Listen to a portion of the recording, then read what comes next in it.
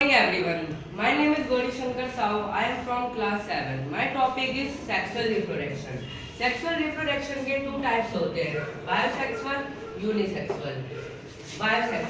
Bisexual में ये होता है कि दोनों मेल और फीमेल गैमेट सेल मिलकर बनते हैं, यानी कि मेल रिप्रोडक्टिव पार्ट भी रहेगा और फीमेल रिप्रोडक्टिव पार्ट रहेगा, जिसकी मदद से वो अपनी रिप्रोडक्शन करेंगे. पर यूनिसेक्सुअल में ऐसा नहीं होता है. The flower in which either male or female gamete cell is known as unisexual reproduction. Example के लिए इसका हो गया चाइना रोज, और सनफ्लावर. इसमें क्या होता है कि एक ही रिप्रोडक्शन करता है, या फिर मेल करेगा या फिर फीमेल करेगा. My topic is bisexual. Bisexual में मैंने बताया कि दोनों करते हैं, मेल और फीमेल भी. तो अब इसमें फ्लावर कैसे करते हैं कि दोनों मेल और फीमेल रिप्रोडक्शन कैसे करते हैं. अब मेल रिप्रोडक्शन पार्ट कौन सा होता है?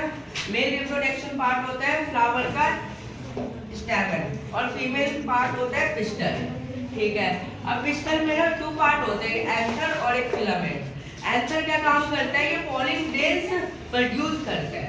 और फिलामेंट क्या करता है? इसे प्रोटेक्ट करता है. जैसे कि जब विंड चलती है, सुनामी आती है, तो ना इसके जो लहरें होती है ना, ये अगर टूट ना जाए या फिर इसे ना बचा के रखती है. इसका काम होता है फिलामेंट का. और स्टिग्मा क्या काम करती है कि इसका जो ये मैंने बताया पॉलिन ग्रेन्स प्रोड्यूस करती है. अब पॉलिन ग्रेन्स इसको पहुंचाने के लिए हम क्या करते हैं कि पॉलिनेशन करते हैं. कि प्लांट कैसे करता है पॉलिनेशन टू टाइप से करते हैं, सेल्फ पॉलिनेशन या फिर और एक क्रॉस पॉलिनेशन.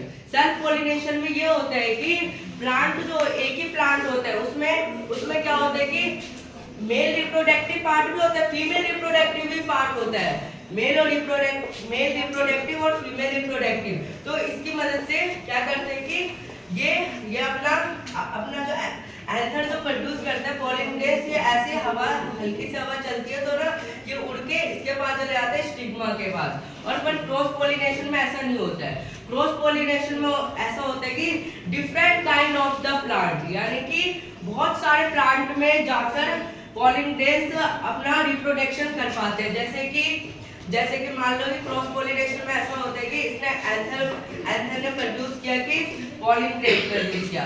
क्रॉस पॉलिनेशन हवा चली, देखो बायोटिक और अबायोटिक. बायोटिक का मतलब होता है जीवित और अबायोटिक का मतलब होता है अजीवित. यानी कि जो इंसेक्ट क्या करता है, आपने देखा होगा कि हमें शहद कहाँ से मिलता है.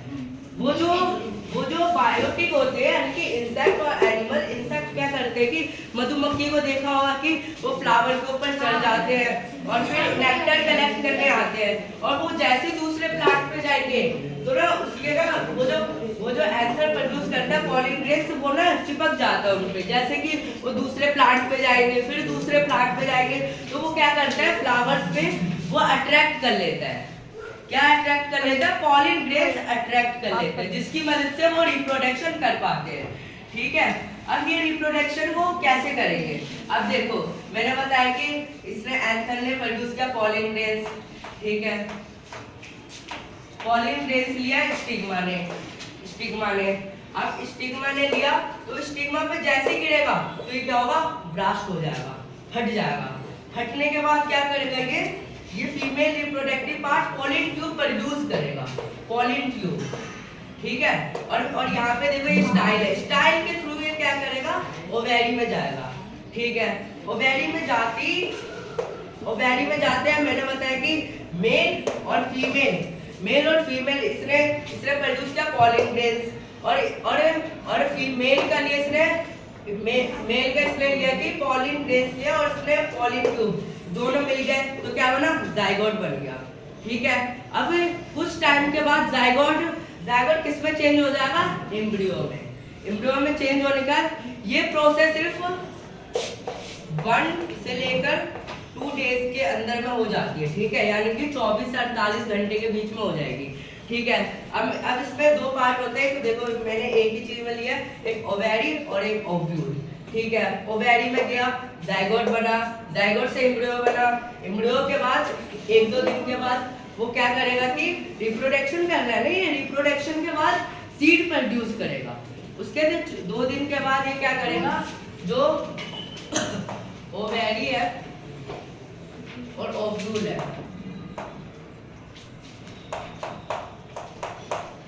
ओवेरी और ओव्यूल।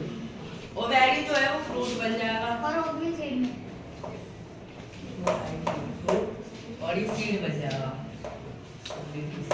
ठीक है। ओव्यूल सीड बन जाएगा, ओवेरी फ्रूट बन जाएगा, ठीक है।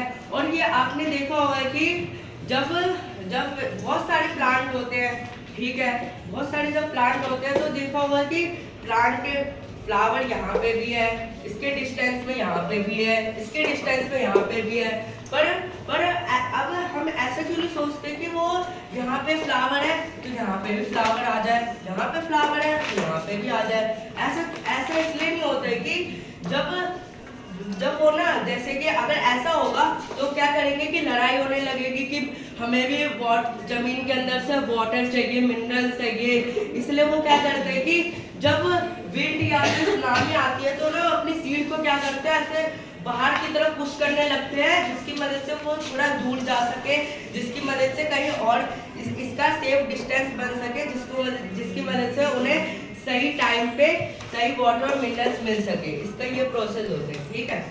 और मैंने बताया था कि सेल्फ पॉलिनेशन का मतलब ये होता है कि एक ही प्लांट में दोनों चीज करना है। जैसे कि देखो, ये है स्टिग्मा और ये एंथर। अब इन दोनों ने क्या किया, रिप्रोडक्शन कर लिया। क्रॉस पॉलिनेशन में ऐसा होता है कि इसने